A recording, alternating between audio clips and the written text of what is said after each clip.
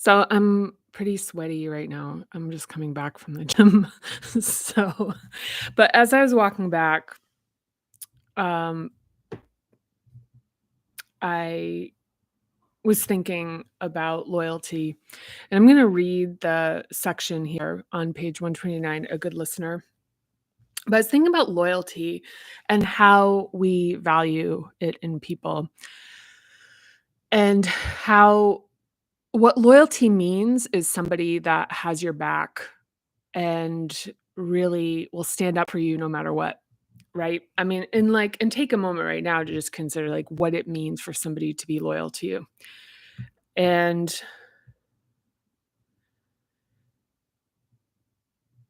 it's someone who really cares about what's best for you and like will not deter from it.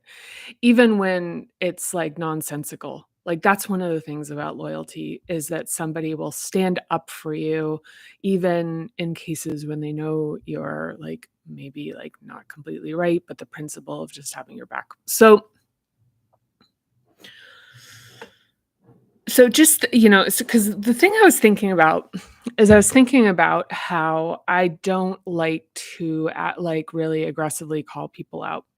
It's not my style is more really, like, understanding that there is gonna be nuance and context and being interested in another person's perspective, in it, like, instead of having a really direct approach on like, a call out.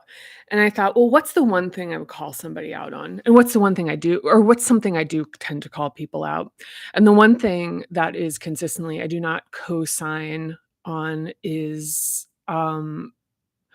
like, shitty interpretations people have of themselves.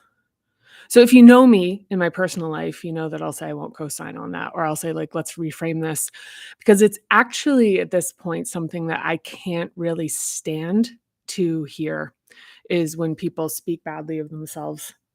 Like, and it's loyalty. It's really about internalized loyalty, and even the thing about, like, having a narrative that frames that one would frame themselves as kind of being, like, the opposition or being, like, like ideas of worth or even character or, like,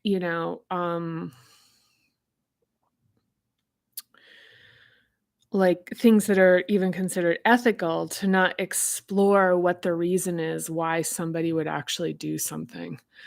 That would be against, really ultimately, I think that the nature of like the majority of folks, and certainly probably anybody that would be interested enough in this would be that it's like there's intent and desire to be like, I guess like good.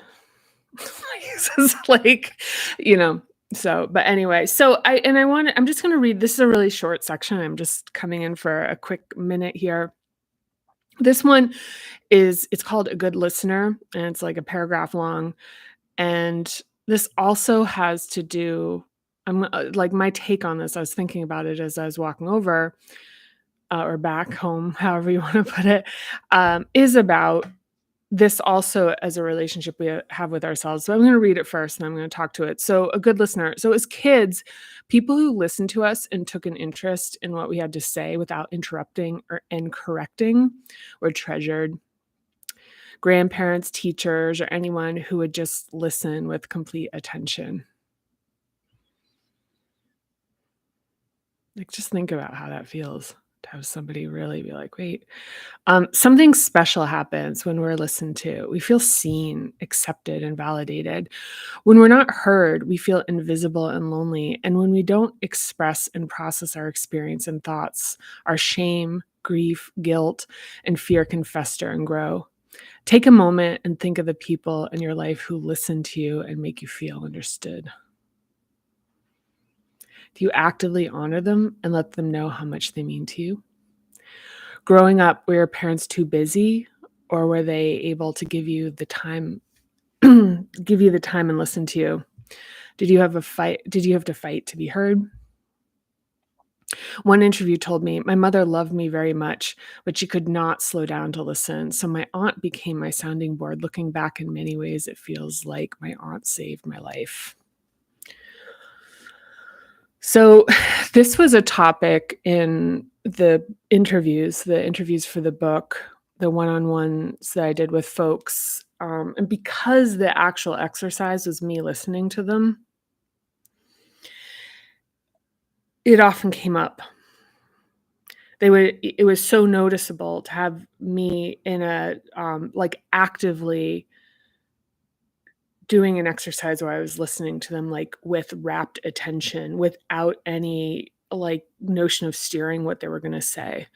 Just being, like, really interested in prompting deeper inquiry, and it was such an experience for people that they'd talk it would be evocative for them often, not all the time, often people would say, um, like, "Wow, this," and tell me stories. So that came up through this, and also in other, explorations in this, obviously, that comes up, the importance, like, of, that's well, documented, studied, whatever, about the importance of having somebody that will, like, hear you when you're young.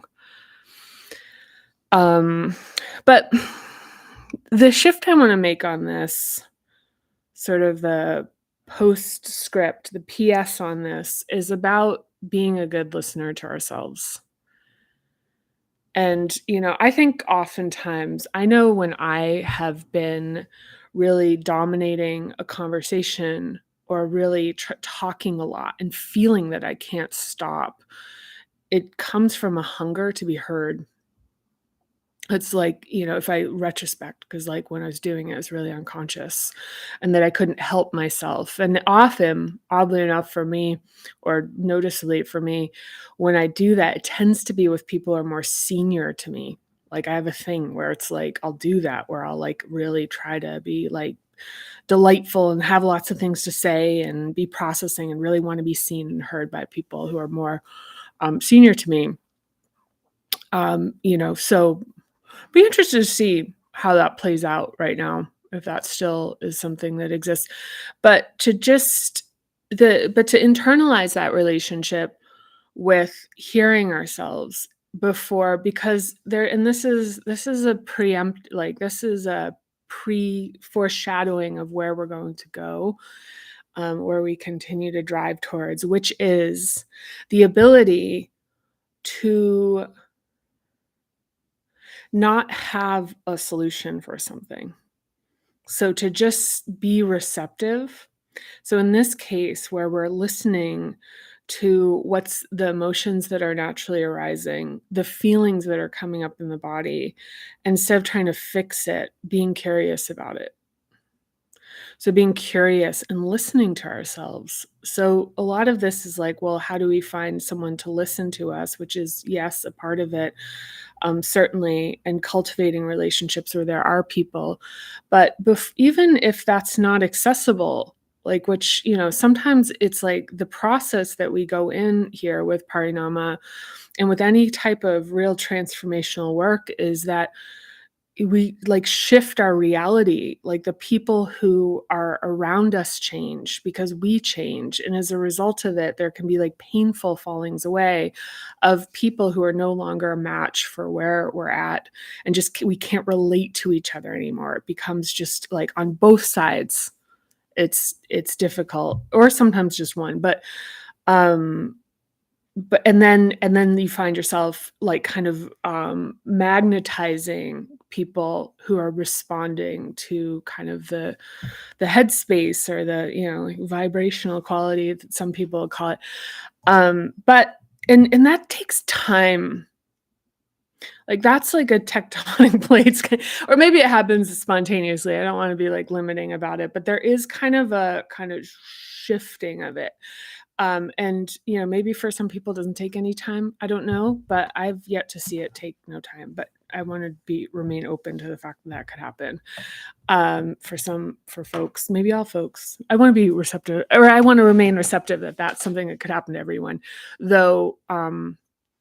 It's not what I've seen so far.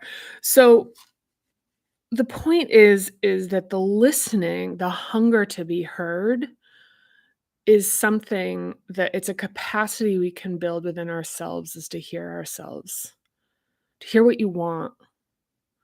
So if you're, sort of like laying on the couch and you feel, like sedentary, instead of guilting it, I've talked about this before, is just say like, does this feel good right now? Do I like this? Does this feel good? And be like, okay, feels good. But but if it doesn't, is to kind of go, okay, this doesn't feel that good.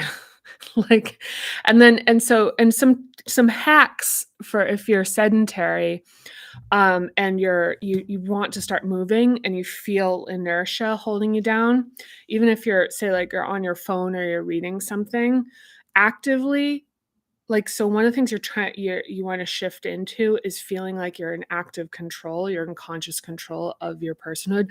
So it's actually, like, directing yourself. So, "I'm gonna put my phone down for 3 seconds." Put your phone down for 3 seconds. "I'm gonna turn my head to the left and look at the sidewall. I'm gonna move my right arm up into the air for 3 seconds. 1, 2, 3." So try this if you're ever having an issue with feeling kind of like logy and having a hard time moving. You're just beginning to put yourself into like movement. So this is one thing for people who say that they have a hard time getting out of bed. Um, but anyway, but the thing is if it feels good to just like, and you don't have anything else, you like any other commitments that you go, yeah, it feels good, you know. Like, and if you're, and just if there's just say like, what, ask yourself, like, what is it that you want right now? And instead of it being like, well, I can't have this, I can't, just be like, what is it that you want? And then you can have the discussion about what's reasonable. But like, I think there's a thing where it's like there's a cutting off of even being able to surface desire, because it's like, oh, if I let this thing out of the, this cat out of the bag. So if it's like, I want to eat, I want to have sex, I want to go shopping, I want to like work on something, I want to watch a movie, I want to smoke some pot, I want to drink some wine, I want to pet my cat. Like, just watch what comes up and just be like there. And what you're looking for is that feeling of like that being like kind of like yummy. Like it's like it has a activated quality, that energy of just even contemplating it. So there's that. So that's it for this. One thing I want to also, so just, one of the things where folks have told me that they really appreciate some of the practical tools. So I want to add more of those, kind of sprinkle those through these readings. And one of them is, so I want to just give one that's kind of a little bit out of, like sort of just kind of dropping this here is, so the thing about like if you're feeling like you like kind of inertia setting in, it's like retaking command by like basically saying, I'm going to do this, and then doing it. I'm going to do this. And then you can start to feel, there's like most folks can feel like all of a sudden they've like there's like an energy stirring. Another thing is if you're feeling very triggered, anxious, activated, like if you're overwhelmed, bring your attention to the back of your body. So scan the back of your body. So if you're feeling like like just as I described, you're feeling activated by something. You're feeling, and this actually maybe is like a have your back kind of thing, back to the loyalty and like listening to yourself in that theme. So maybe that's why this came up, is that, so bring your attention to the back of your head, back of your shoulder, back of your arms, upper back, lower back, bum, quadriceps, calves, heels. Just bring your attention to the back of your body and scan it. And notice how that feels. And it's literally having your own back. It's like, it's kind of, it's sure there's, if you have some thoughts on why that does what it does, please weigh in. I'd love to hear it. But yeah, so that's it for right now. And, yeah, you can see my cat in the background. I don't know what he's doing. Something interesting. I'm gonna go see what it is. So the next 2 basics we're gonna talk about, is truth and then sound and silence. And then we go into themes. So there'll be discussion and conflict. It gets interesting. I think it gets interesting. Yeah. Yeah, I thought this was a lot more simple, but there's the like, at least when I started, because I remember this chapter being one that I felt like organized itself relatively easily to, like, a certain extent. Because then the next 2 chapters I found were, like, really, because they were the nature of the topics and the take that we use on them was really unique, that I remember my editor always feeling like they were pretty unfinished, until, like, I think the last thing I wrote was, like, the 6th hub. Like, the next chapter was the last thing I, like, really finished. Now that I think about it, I think that was a chapter that I was really struggling with, and even into the end, doing substantive work. There was work I did on the 4th hub chapter that was, like, 11th hour, like, the final day, but, like, really doing, like, substantial work on a chapter where it's still, like, forming, where it was like, the next chapter, the 6th hub was that. But anyway, blah bitty blah. Uh, I'm gonna, clock out here, but again, thank you so much for watching.